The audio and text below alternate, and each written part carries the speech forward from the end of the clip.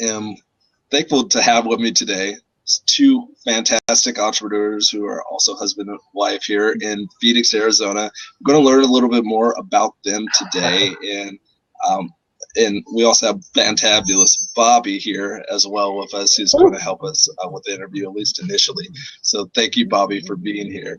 But my first question for you, well, let me tell a little bit. Let me ask you just to tell a little bit about yourselves. You guys are fantastic entrepreneurs here in Phoenix, but maybe you could tell me a little bit about how you guys met. Was it at the Arizona Republic, or how did you guys get to know each other? You can do that, Odeen. Okay, sure. So Jenny and I met back in 2004. So about 11 years ago now. We actually met in Washington, D.C. We were both studying journalism at the time. I kind of stuck with journalism a few years after that. Jenny didn't. She became a graphic designer by trade. But anyway, we were both studying in journalism at the time, and we had we were both accepted into like a minority internship program where they all gathered all their interns to Washington, D.C. for like a introduction and a little seminar for a few days. So that's where we met, and then from there they kind of spit you out to the different newspapers and publications that you're going to be interning with for that spring. I went to the Arizona Republic here in Phoenix, and after that, I got a job, and I've been here ever since. And then Jenny went to Oregon. That's how we met. Awesome. Okay. My next question for you guys is like, what inspired you guys to get into entrepreneurship? And just kind of for the reference point, Bobby, and anybody else watching right now, Odeen and Jenny are owners of Co-Hoots, the co-working facility that I'm working out of right now. They also own another venture that I'm sure we'll talk about a little bit later. But go ahead and tell me, like, what inspired you guys to get into entrepreneurship? So I'll take this one. My family has a history of being entrepreneurs. My parents are refugees. They started a restaurant in Minnesota, where I'm originally from.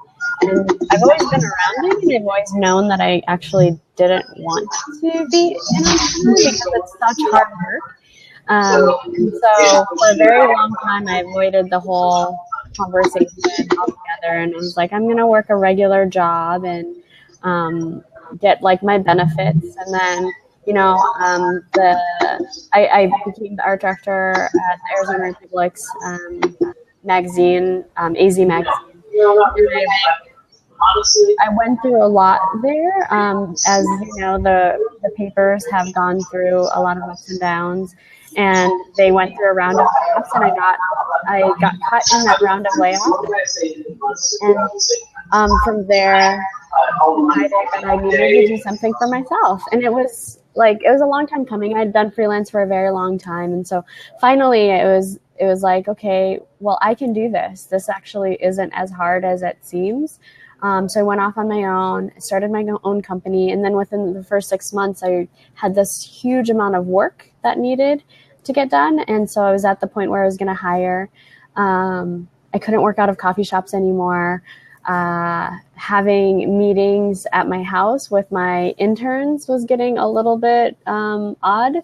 And so I decided that it would be a good time to think about where my next step was going to be. And I found a few people that were in a similar position, and it was a downturn of the economy. So it was tough to go out there and try to find your own office space in a place where you could really grow. And I went around looking for office space and found that it was still really expensive, as much as Phoenix was hit by the construction market and how much of that has deflated in that period. The commercial industry wasn't hit as hard, and so their rates were still really expensive. And so I found people who were in the same position, looking to hire, just starting their company, were really worried about the risk that it would take to going into your own building, and decided to think about, is it possible that we could build a new kind of workspace, a shared workspace, essentially, where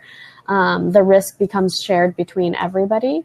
And I found a place that seemed like the right fit, but then it got scooped up, and then I found a bigger space, and that was what kind of propelled us into what we are now, because we had to figure out a model that made sense in this larger space. So it was the idea of a shared workspace, but that was open to the public, open to the general public, and not just the few of us that I had originally found.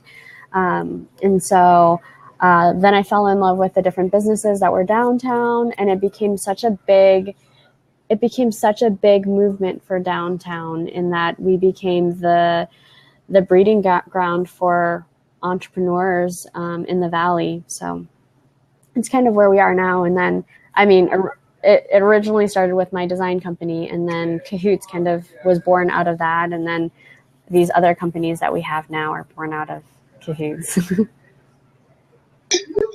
Awesome. Thank you. And thank you, Sherry, for joining right now. And so again, we're here with Odeen and Jenny. They are the owners of Co-Hoots. You also have a design company, Eco. Tell me more about, so it was originally Eco that kind of started everything. Tell me about maybe your first year or so. Were you just needing interns right off the bat to? Yeah, I was fortunate that I'd been doing freelance for about 10 years before I branched out on my own. And so I had a lot of clients that were actually waiting in the woodwork for me to leave. And so when I did, there was a good amount of work that was coming in, and I was pushing really hard. I mean, whenever you start anything, there's no such thing as like a 9 to 5. It's, 24 hours a day that you're thinking about this. So I pushed really hard, and I worked on a lot of rebranding and design and creating marketing plans, and it paid off. And so within the first 6 months is when I realized that it was just too much to handle for one person. And honestly, it's not the kind of business that I want to build. There are businesses that can solely run on just one person, but it's not sustainable for me personally to think that way. And so, the first 6 months were really hard. I mean, it's still consistently hard. The minute you take your eye off the ball, then you can tell that things are gonna fall apart a little bit. So you have to make sure you're constantly involved. But the first 6 months, it was very much like every single waking hour, you're thinking about where's that next project coming from. It's the feast or famine concept. But then we hit a point at 6 months where we realized that there's sustainability. We're getting regular clients. People are understanding what we're doing. We're doing a lot of projects that we're passionate about, and we're doing really good work. So then it wasn't so much worry about where's that next paycheck coming from, even though we still worry about that, but it's not like the main focus anymore. It's more, how can we build this bigger brand, and how can we find more of the clients that we want, and how can we be smarter business people and make sure that the way we're spending the money is actually exponentially growing our businesses versus, can I buy lunch tomorrow?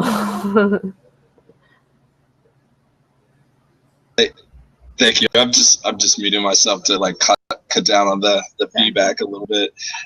So what was the startup community like? And you kind of answered that to a certain degree. Was there the same kind of startup community when you first got started here in Phoenix? And thank you, Bobby, for being here. You can go ahead and go. But yeah, was the startup community kind of the same way it is right now, or do you think you really had an impact on that here in Phoenix? I think that people were always here. So when we started, the conversation was always there. The talent isn't in Phoenix, and that was something I heard all the time. And I honestly don't hear that anymore. But that was one of the things that really pissed me off, is people saying that there weren't talented people here, because I knew there was. I've worked with them, and they're amazing. But the problem is, much like very many things in Phoenix, restaurants and shops in general, is you don't see them right off the bat. They're kind of hidden away, and you have to break into that first experience with it before you really understand what it's about, or that it's even there. And so what we've done with Co-Hoots is made that our mission, is making sure that people know that there is talent here, and there's a lot of talent here. So to say that there isn't talent here, and to the people that leave Phoenix and say that there isn't talent here and they're going to go to a place that has more talent, you know, I think that there are definitely other places that have more talent, but it's not that we don't have talent. It's hard to find, and it's hard to see because there isn't a collective place for them to go to. And that's what Co-Hoots also helps build, is that idea of a community, and the idea of like one person's network paired with 500 other people's network becomes this bigger, visible group of people. And now the conversation isn't so much, is the talent here? It's a lot of conversation about where is the investment coming from, and unfortunately, it's a lot about politics. But I feel like when we started, the talent was here; it just wasn't visible. And now the talent is visible. It's how can we get them all to work together? Odeen, did you want to add anything to that, or just well, let me pose the next question to you maybe, Odeen. What are some trends that you see at co-working spaces going forward? And because you guys were the first, if not one of the first co-working spaces here in Phoenix, what are some trends that you see now that there's a lot of them popping up here around Phoenix? Yeah, you know, I'll start off answering that question by, you know, looking at where Co-Hoots, like how we started in 2010. You know, we were the first in downtown Phoenix. Obviously, it wasn't the first co-working space ever. Co-working started a few years, still in the early 2000s is when co-working first started. And in 2010, co-working was already a concept. It wasn't really a known concept yet in the mainstream world. Even now, it's still increasing. But even now, you still find a lot of people, you know, wondering what co-working is when you even mention the term. But back then, you know, in 2010, almost every co-working space out there was a mom and pop shop. Everyone, you know, started on their own because, you know, everyone had their own business and started a co-working space because they needed more space. And then either like us, opened it up because we knew of other people who needed space as well, and we opened it up to them. Either that, or they just bought a building for their own company, just had space for others to use, and invited other people to go ahead and use that. Fast forward to 2015, 2014, and today, and you see investment in co-working. You're seeing co-working as not necessarily a viable business, but as a business that people are looking to really make some substantial money on. You see a co-working space like WeWork is, you know, a lot of people in the co-working world who are mom and pop shops, who, you know, we kind of like to call WeWork like the Walmart of co-working spaces, right? They were one of the first, I guess, co-working spaces that had millions and millions of investment. You really hardly ever saw that anywhere else, and that's kind of just where it's going. There's just, people are looking at co-working as a place to put their money on and to invest in, and hopefully really make some big money. So WeWork had, I don't know, like I can't even remember what the number is. Jenny might, but they've had millions and millions of dollars invested in them, and they started in New York. I think they started in New York or maybe San Francisco, but now they're just popping up all over in major cities. And I imagine that they're coming in Phoenix. I don't know that firsthand. I don't know that information really personally, but just the way it's going, you're just seeing a lot of these franchised co-working spaces rather than the mom and pops. They're saying a valuation of $10 billion for WeWork. Wow. That's crazy. Which is phenomenal. Yeah, I don't know how they calculate that, but to know that we've come this far in this kind of movement where there's actually a value to it, people want to buy out co-working spaces, or that it's possible that you could even be valued at that much, is amazing. And then we're seeing things like the Holiday Inn and like different hotel chains saying that they're doing co-working because it's this new way of work, and that's enough to bring in people and to go to this hotel to work. Or you're seeing the Regises of the world, which is typically just office spaces that you can rent, using the term co-working because it brings in this mentality of like a better work environment, a better collaborative community than what you're used to. But what people are finding, what people don't know, is that co-working is not just a space, right? Daryl, you know this, just seeing what from just Co-Hoots and just other, There's our membership wall. Right. Exactly. It's not just a building. It's not just, you can't just put up a physical space, invite people to come in and label it co-working. Co-working is more than that. It's about collaborating. It's about connecting with people. It's about connecting businesses and collaborating with them and getting to know them and growing your business through that. If there's no community there, you might as well just work at the library. There's really, if you're just going to be there and sit there and not talk and not expect to talk to anybody, or no one's going to talk to you, or you're not, going to events or not connecting with anybody that I won't say real co-working spaces have, that's not co-working.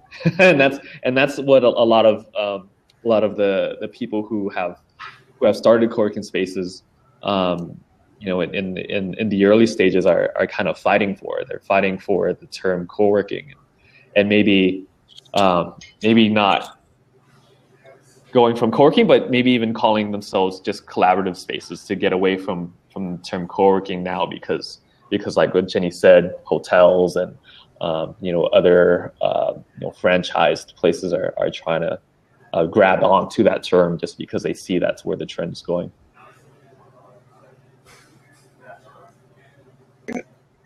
Gotcha. Wanted to ask you a little bit about what you were just mentioning this. So Regis is kind of a big chain there, but you're saying Rework is kind of one that is coming around, has a $10 billion valuation. How would you say Co-Hoots or Rework differs from Regis? Like, how are they different? Because I know about Regis, they're just office spaces and stuff. I thought they were kind of a co-working space, but how would you say Co-Hoots is different from something like Rework or something like a Regis that's out? Co-Hoots' biggest differentiator is our culture here and the people.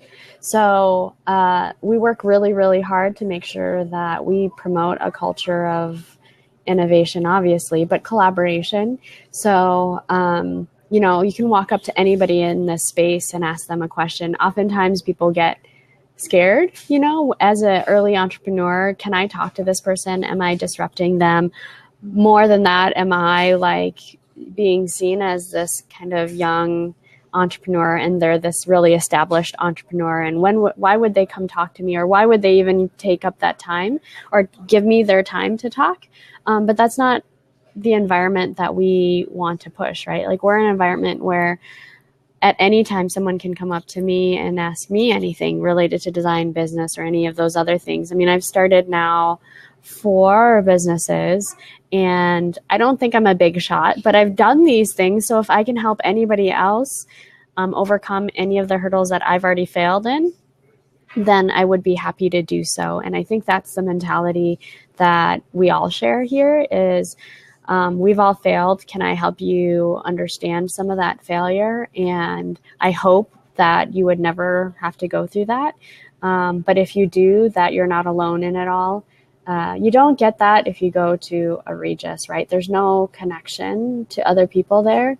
You might be surrounded by really amazing people, but there isn't a master group kind of pushing that culture. And culture is such a big part of work in general moving forward, either in a corporation, in a co-working space, and even a restaurant that you go visit. Like, do they have the personality and the right environment, promotion of the environment and culture that supports what you believe in too, especially in this new wave of work and the new kind of workers that are coming out? Not to just point out millennials, but in general, if you're an entrepreneur, you want to work the way you want to work, right? Like you are purposely working on your own because you don't agree with the way other people have run things and you want to run it your way. So I think there's a big culture that needs to be pushed across all of the space. And that's something that we do really, really well. And all of our team, all of our staff on the Kahoot side really promotes it. And we are specific about who we choose to join Kahoots as well as who we choose to run Kahoots. Because if they're not the right fit, there's always other places, right? Like we're not going to be the all-encompassing co-working space for everyone. We are really the co-working space with the values of giving back and for helping and collaboration and community, and really focused on the knowledge worker too. So awesome. Since I know you guys have just a limited amount of time, I'll go ahead and continue going through the questions. And hi, Chris. Oh, well, Chris already jumped out here. But my next question for you is like, what does a typical day look? And I'll switch it. Which does a typical day look like for you, Odeen? And yeah, it's it all starts off with a little girl crying. Our baby daughter, who's 16 months old now. It's really crazy to think about that because kids just because you look 12. How could you have a baby? So yeah, our daughter Ada, she most of the time she wakes us up with her crying, whether she wants more milk or she just wants us to get up, or she's teething right now too, which is awesome for everybody, especially for her, that poor little thing. So it starts off with her and we get up, whether it's 4:30, 5:30, 6:30. We'll get up with her, and then she goes to daycare now. So we'll as a family we'll get ready for the day. We feed her breakfast. Sometimes we'll take her to school early where they feed her breakfast. But from there, our day starts around 6:30, 7:30, which isn't early for a lot of people, but it's early for us. And then we'll drop her off, and then we'll come to Kahoots, and then we're pretty much at Kahoots Monday through Friday now because she's at daycare almost all day. Monday, Wednesdays, and Fridays, Jenny picks her up from daycare at like 2:30, 3 o'clock, and I do it on Tuesdays and Thursdays. But we're here at Kahoots. We're working. We have meetings, whether it's for Kahoots, whether it's for a Kahoots Foundation, which is the nonprofit arm of Kahoots, whether it's for Eco Studio, the graphic design company, and then or I'm doing something for Freshwords Market, which is our fourth company that we just acquired earlier this year, which is it's strictly an online shop and an e-commerce site that sells modern motivational art prints. So actually about 85 to 90% of my work now is all Freshwords Market stuff, whether it's marketing or doing something with the online and just spreading the brand really, because it's kind of just relaunched a couple of months ago. I've done, I usually do a lot of client-based work for Eco or programming for Kahoots or operational stuff for Kahoots, but now I've been almost strictly, my work right now is strictly marketing Freshwords Market and growing that brand. What about soccer?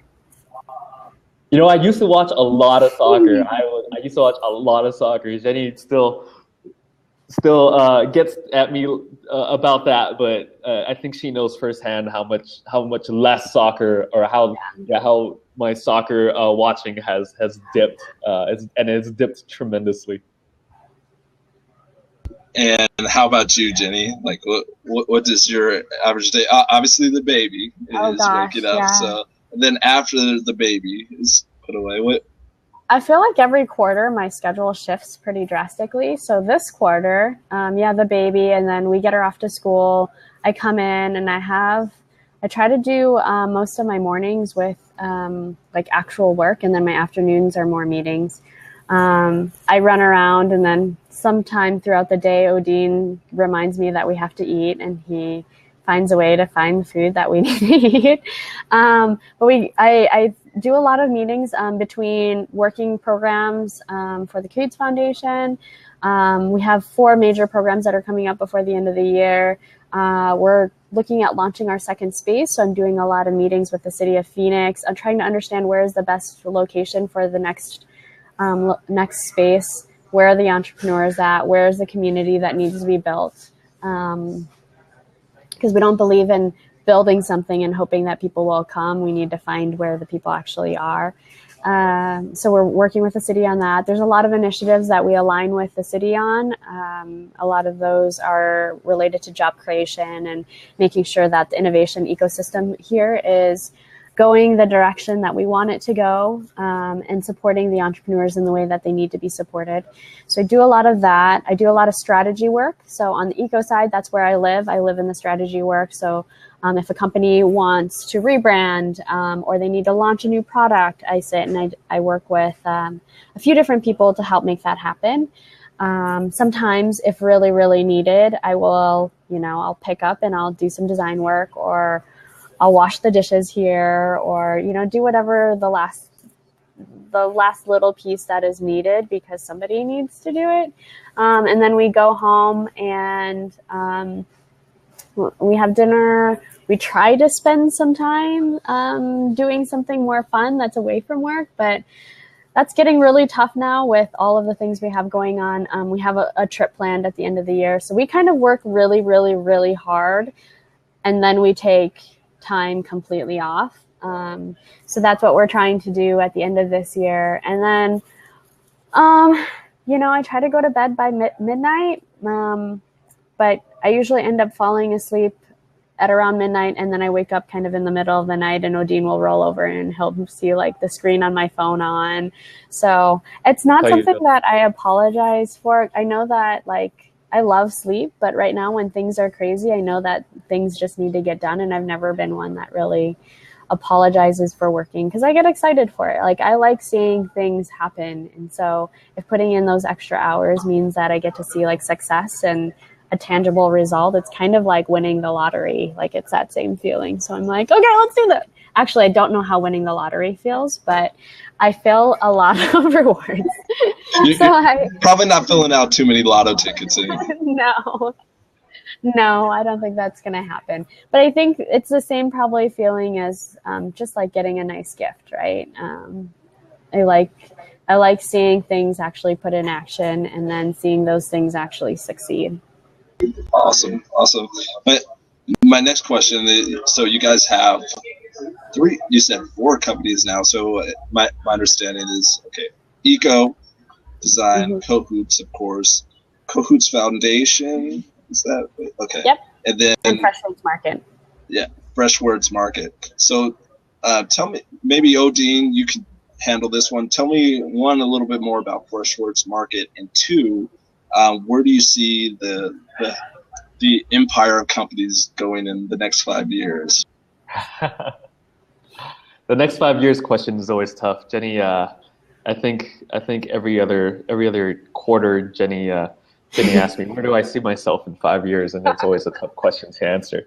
But freshwordsmarket.com is an online shop loaded with modern motivational art prints, and they're original art prints that are designed in-house here in Phoenix with our designers. Jenny, as a graphic designer, designs a lot of our art prints.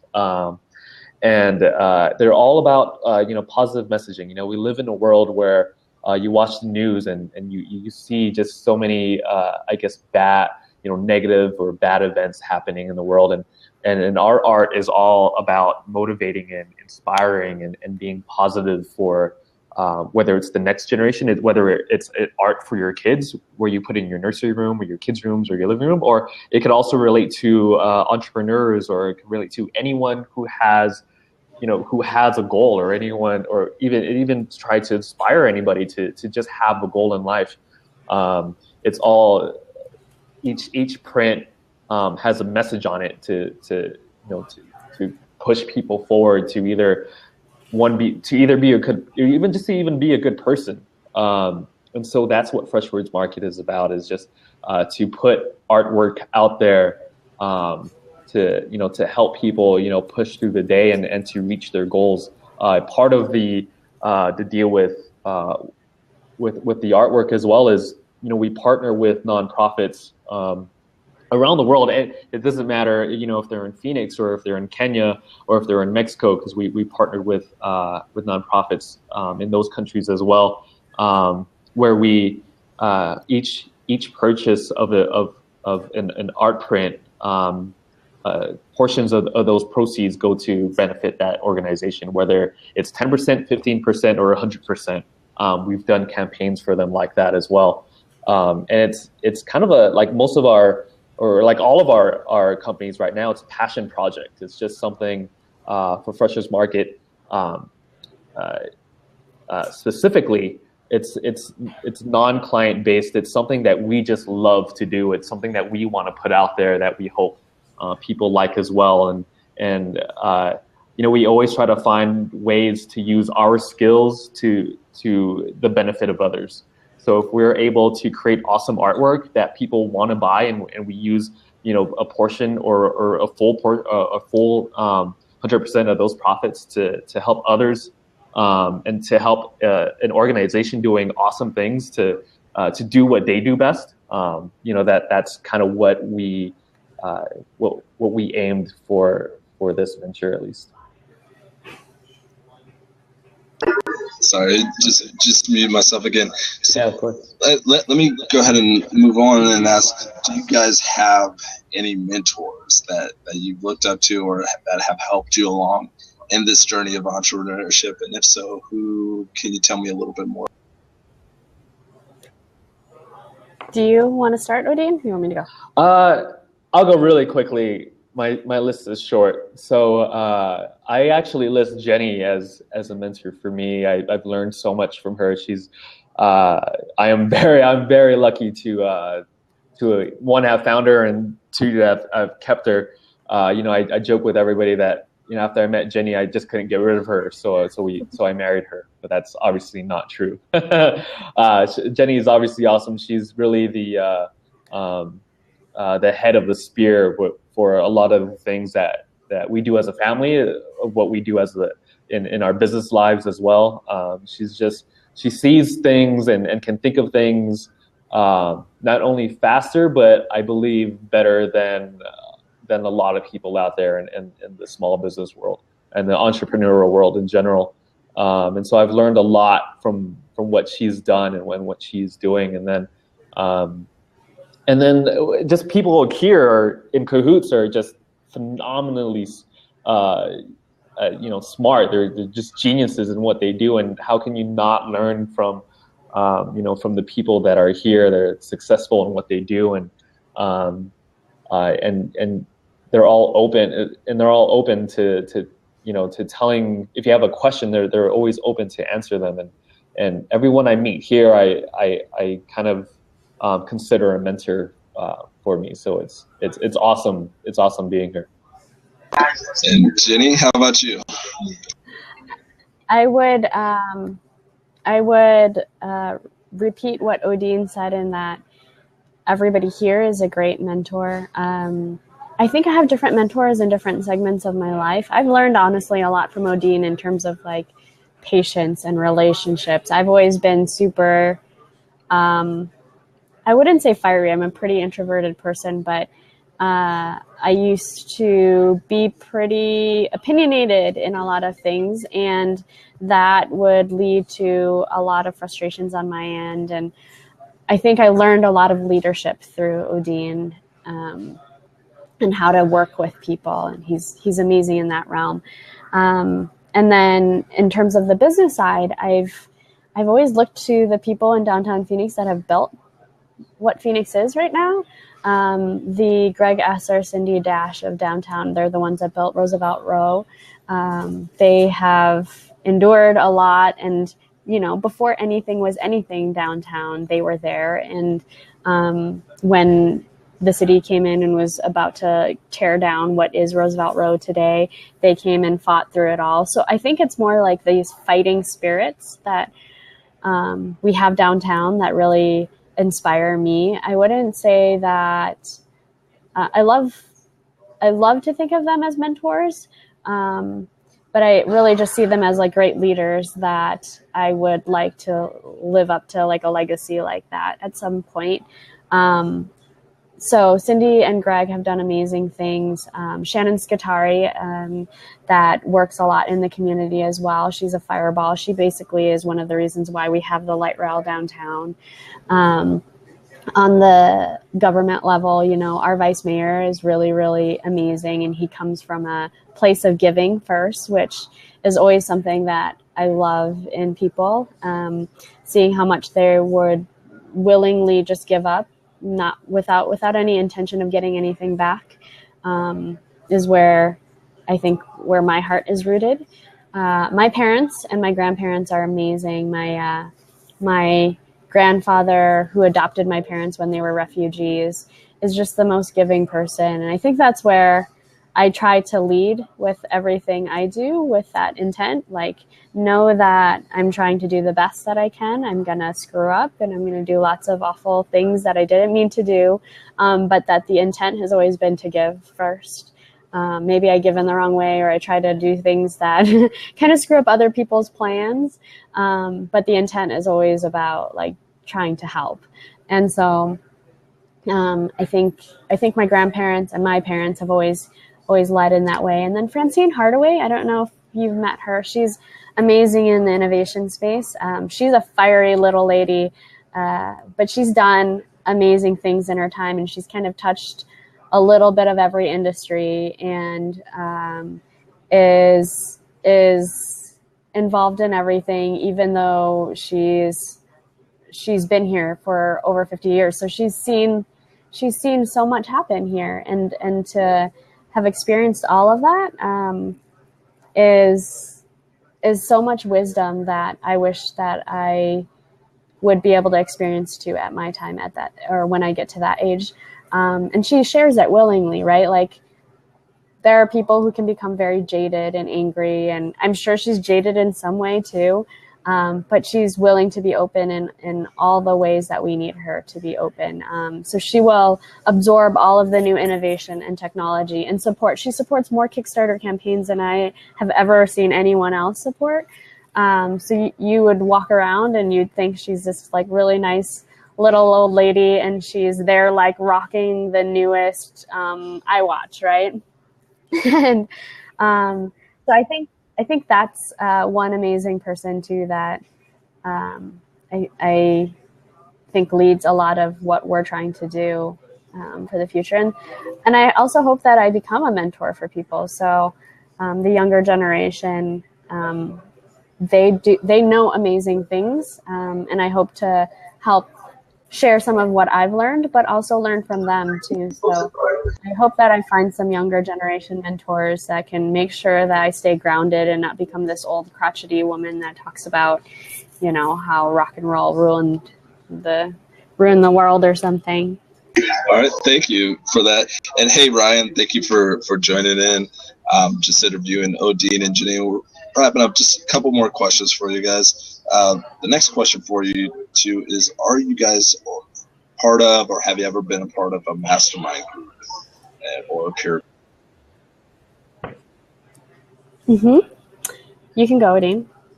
Yeah, there's actually a mastermind group here in Co-Hoots called Success Lab.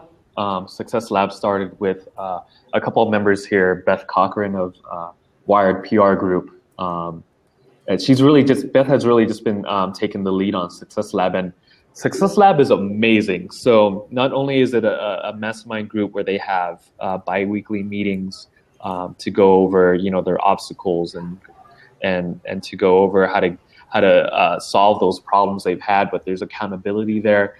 There's a podcast that Beth does. It's an awesome podcast where she interviews a different and like just really successful entrepreneurs, not just in Phoenix but around the country. And that's successlab.fm, and she does a great job with that. You learn so much. You learn about business hacks. You learn about how people have become successful, and you take all of those those anecdotes. So you take all of those I guess features that these people have, and you use that for for your own business and for your own personal growth. And just seeing the members of Success Lab grow, it's phenomenal. Just the way you see them, they enter Success Lab and then they start learning from everybody, learning how everybody has built their own businesses, and then you see themselves grow not only personally but professionally. You see them just being even more confident in themselves, and seeing the kind of clients they're getting now, and you're seeing how much they've raised their their hourly wage. It's like, oh my God, you're like, they're doing it. They started as these little dough entrepreneurs, these little baby deers, and now they're they got these antlers, and they're doing it. It's awesome to see. Mm-hmm. We had one entrepreneur here that started doing freelance work, and he was running his design studio or whatever, and I think he was getting paid.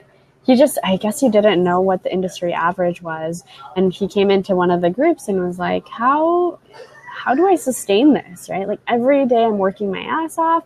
I'm working every single day. I'm working all the hours in the day, and I don't feel like I am, like, I can't pay for anything, right?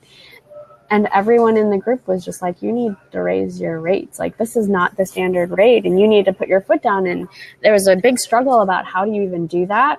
But once he did that, now he's golden. He's in a year's time, he's, I think, tripled or quadrupled his annual income. And just for that, like, little nugget of information, right? And I'm sure a lot of people, if you just talk to anybody, would have told him that. But I think it's the process of having a team of people behind you, supporting you, saying, like, this is the right thing to do. It's not just one person telling you. And also accountability to that. So they meet regularly, and then you have to come back and say, I've accomplished this task. And so baby steps along the way, like raising your rates isn't an easy thing to do with like regular clients that you have. So here's a few steps to get you started, and then a few more steps and a few more steps. And now that you've accomplished that part, what's the next big goal?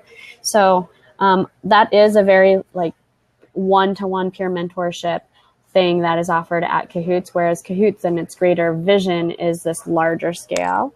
So we offer the larger scale, and we have the ability to house that smaller scale, the one-to-one or the 1-to-5, as a mastermind group. All right, and just got 2 more questions for you guys, and then you can we'll turn off the recording. If you can stick around, you can stick around. But if you gotta go, you gotta go. My second and last question, and we could go to Odeen at this point, and ask, what is one piece of advice that you'd like to share with someone who's just getting started in entrepreneurship? Like, one piece of advice, and then I'll go ask. Yeah, I think the hardest thing is about self-evaluation. Like, a lot of people go into thinking, am I even worth this kind of money? Am I even worth people working with me? So that's the biggest thing. Like people fail because of fear. They fear that people aren't going to work with them. They fear that they're going to make mistakes. They fear that they're not good enough. And really, you just have to get over it. No one's gonna believe in you if you don't believe in yourself. And I run into that all the time. I run into thinking, I go into to the thinking of, I can't do this because of these number of options. But really, that's all just assumptions. You don't know until you do it, and so you have to do it. You just have to do it. Mm-hmm. That's kind of just the mindset that you have to go into. There's so many resources out there. There's so many people that can help you. There's so many people that can help you. But if you don't do what you need to do, nothing is going to happen. If you just sit there and just wallow in your own supposed sorrow that no one else sees but you, nothing's going to happen. So that's the biggest thing. You just have to do it. Like, even if even if you're uncomfortable doing the things that you know you have to do, you just have to do it if you really want to get anywhere. And how about you, Jenny? I'd say don't give up before the magic happens. There's so many times that I run across an entrepreneur and they hit a roadblock, and it's, from an outsider's perspective, it's really not a huge roadblock, but from, like Odeen was saying, from a personal perspective, it seems like a mountain. And how do you move this mountain? And the only way to do it is to keep moving. And so every single time, now we've done 4 different businesses, every single time there has been this level of success. There's been a tipping point, and right before that tipping point, it was incredibly hard. Like you reach a moment where you're like, do I have enough strength to push through this problem? Or do I have enough energy and strength and know-how and experience and support to do any of these things that I want to do? And you question yourself a lot. You do. And as long as you realize that those are actually great questions, like if you don't feel like you have enough support, if you don't feel like you have the answers, then you need to go out and get them. And once you get them and you've like developed the plan for it, then this mountain all of a sudden becomes this tiny little hole that you just get to hop over, right? So it's doable. Not to say that you're never going to fail. You're going to fail. I mean, we're going to go into projects that aren't going to pan out. But you won't know until you've tried. And so I think that would be my biggest takeaway, is that it's going to get really hard, and people should know that it's going to get really, really hard, and you're going to cry, and you're going to feel like you got run over by a car, but also that you're not in the middle of a war. You're not dying. So why not just keep moving forward and keep pushing forward? And eventually that mountain will get smaller, or you'll find a different path. You'll find that this led to something else. So. And then my final question for you guys, and you could possibly just work together on this a little bit, is if somebody is in Phoenix or beyond wants to get a hold of you, what's the best way to get a hold of you, or Co-Hoots and that type of thing? So if somebody wants to put your links in the comments box and another wants to explain how to get a hold of it, you can do. I'll put the links in the comment box, but also my direct information is right there. Do people see that? Okay. I'll put it in the box here too. So for Co-Hoots, you could find us at Co-Hoots PHX on Twitter and Instagram.